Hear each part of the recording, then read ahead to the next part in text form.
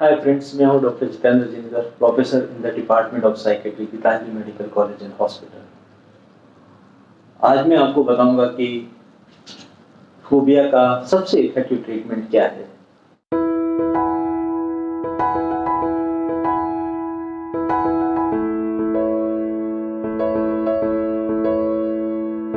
जिन लोगों ने पार्ट 1 के फोबिया के कारण क्या है और पार्ट 2 के फोबिया के लक्षण क्या है, वो अगर नहीं देखे हैं तो पहले वो देख लें। और उसके बाद आज ये पार्ट 3 है जिसमें मैं आपको बताऊंगा कि फोबिया का ट्रीटमेंट क्या है। तो आज मैं आपसे डिस्कस करने वाला हूँ सिस्टमेटिक डिसेंसिटाइजेशन। एक तरह की टेक्निक है जिसमें आप बिना दवाई के फोबिया को अपने दूर कर सकते हैं।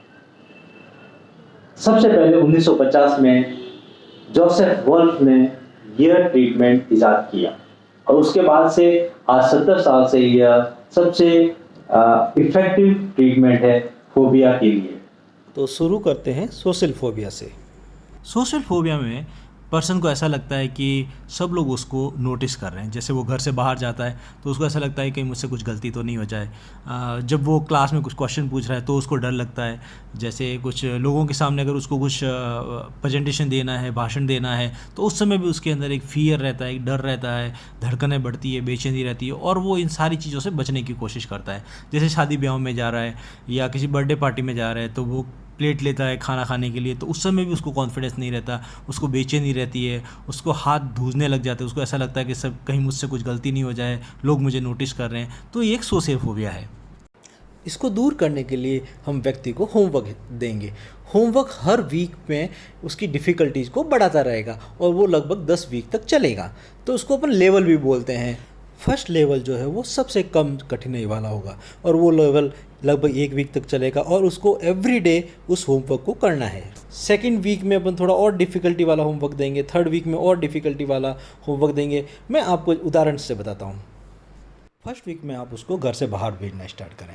शुरू में 5 मिनट के लिए, फिर 10 मिनट के लिए, फिर 15 मिनट के लिए और पूरे वीक आप उसको घर से बाहर भेजें।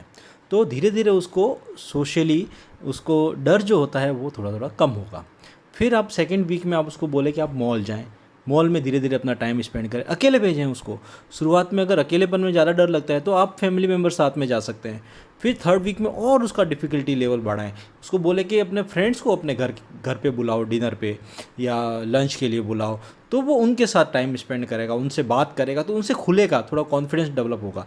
इसकी घबराहट, बेचैनी जो एक लोगों का सामना करने पर जो डेवलप होती थी वो धीरे धीरे कम हो जाएगी। फोर्थ वीक में उसका डिफ़िकल्टी लेवल और बढ़ाएं और आप उसको बोलें कि आप अपने फ्रेंड्स को लेकर के बाहर डिनर पे जाओ, बाहर लंच के लिए जाओ। वो बाहर जाएगा, लोगों से मिलेगा, करेगा, बैठेगा साथ में, सभी दोस्तों के साथ बात करेगा, ऑर्डर करेंगे खाने के लिए और ये इस चीज़ों से भी उसका धीरे धीरे सोशल फोबिया जो है वो कम होता जाएगा। आप एक चीज़ हमेशा दिमाग में रखें कि जब तक उसकी एंजाइटी जो एक फियर है वो 50% तक कम नहीं हो जाए तब तक एक लेवल से दूसरे लेवल में आपको उसको शिफ्ट नहीं करना है। फिफ्थ वीक में आप उसको बोलें कि आप घर से बाहर जाओ और कुछ सामान लेके आओ, कुछ शॉपिंग करो खुद के लिए, अकेले में भेजें, तो वो दुकानदार से बात करेगा, कुछ बार्गेनिंग करेगा, ये तो उसका जो फियर है वो थोड़ा थोड़ा कम होगा। फिर 6 वीक में आप उसको बोलो कि आप एक स्पीच तैयार करो और फैमिली मेम्बर्स के साथ में आप सामने आप बोलो।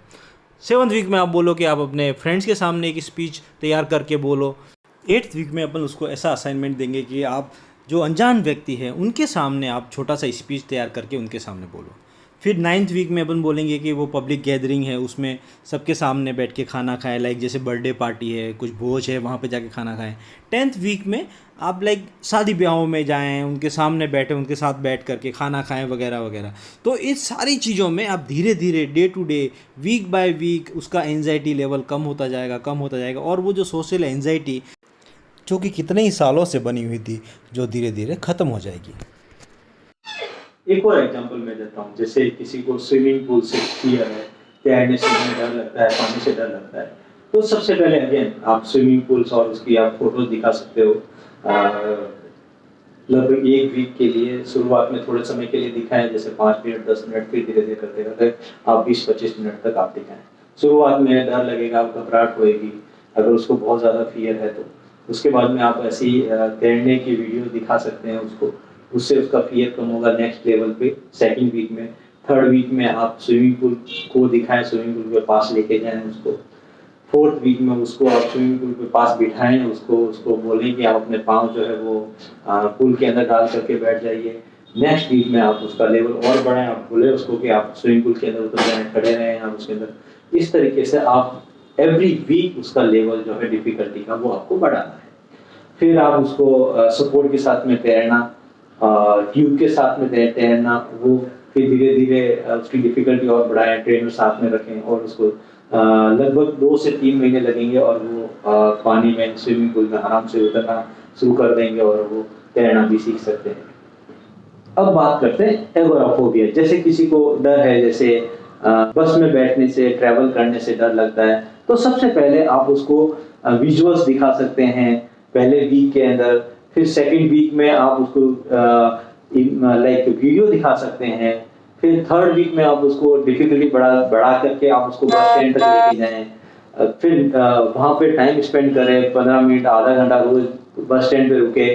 फिर नेक्स्ट वीक में आप उसकी और डिफिकल्टी बढ़ाएं, आप उसको बस के अंदर बिठाएं और उतार के ले आएं।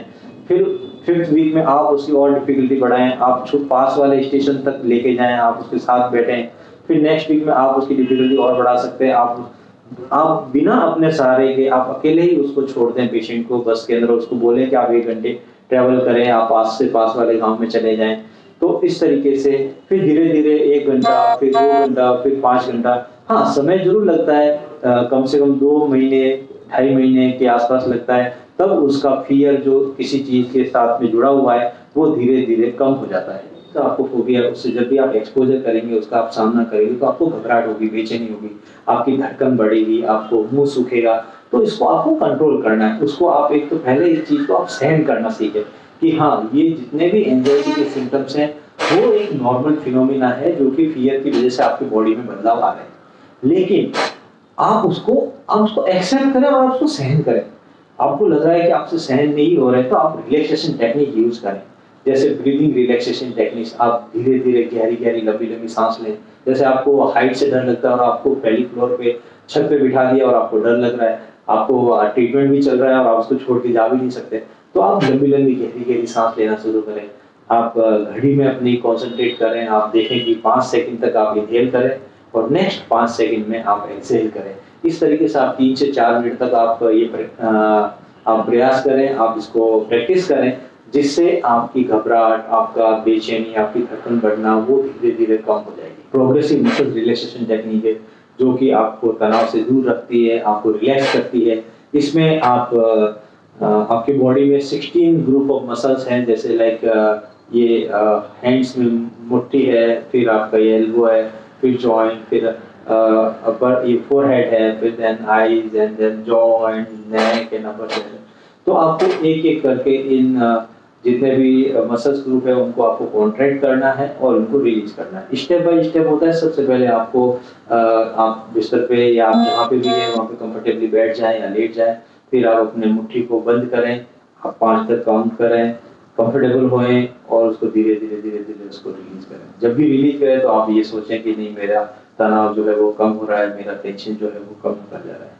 फिर आप एल्बो लें, उसको आप कॉन्ट्रैक्ट करें 5 सेकंड तक, फिर आप उसको धीरे धीरे धीरे धीरे उसको रिलीज करें। इस तरीके से ये टेक्निक यूज करी जाती है और इसको लगभग 10 से 15 मिनट लगते हैं। फिर ये एक इफेक्टिव टेक्निक है जिससे आपका तनाव कम होता है और आप रिलैक्स फील करते हैं। फियर और फोबिया और एंजाइटी का सबसे कारगर इलाज जो है वो है सामना करना, एक्सपोजर। जिस चीज से आपको डर लगता है उसका एक्सपोजर करना।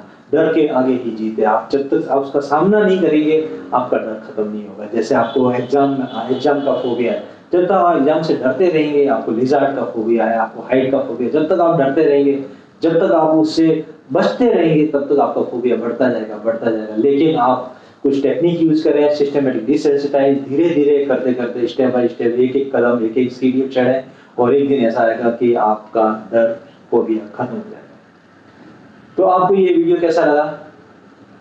आपका कोई क्वेश्चन, कोई क्वेरी फोबिया से रिलेटेड है तो जरूर कमेंट बॉक्स में लिखें, मैं जरूर उसका जवाब दूंगा। जिन लोगों ने मेरा चैनल अभी तक सब्सक्राइब नहीं किया वो चैनल सब्सक्राइब करें। Thank you so much.